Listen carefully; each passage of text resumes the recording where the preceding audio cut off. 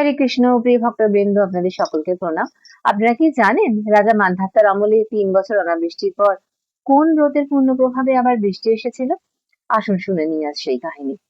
আষাঢ় মাসের শুক্লপক্ষে একাদশীর নাম কি? এই ব্রতের পূর্ণ প্রভাব বা কি? এই ব্রতের মাহাত্ম্যই বা কি?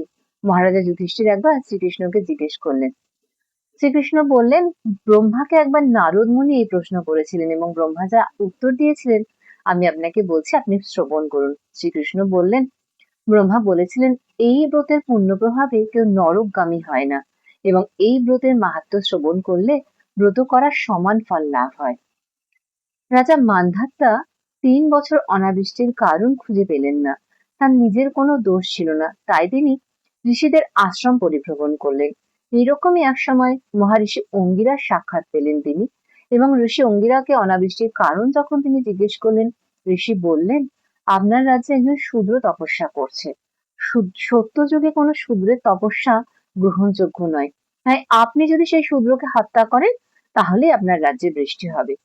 রাজামশাই বললেন, হে ঋষিবর, আমি তো রাজন, সকল প্রজাই আমার সন্তান, আমি কি করে তাকে হত্যা করি?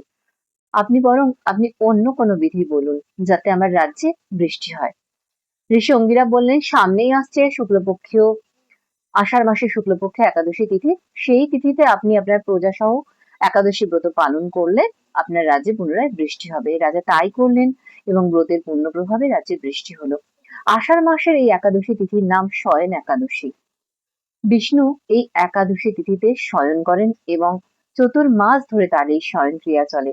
তার শয়ন বা তার নিদ্রা কিন্তু আমাদের মতো নয়, তিনি যোগ নিদ্রায় থাকেন, তার সমস্ত কার্য চলতে থাকে। এবং এই যে সামনের পূর্ণিমা থেকে আমাদের চতুর্মাস ব্রত শুরু হবে, কিভাবে আমরা এই ব্রত পালন করবো সেই ভিডিও আপনাদের দেব।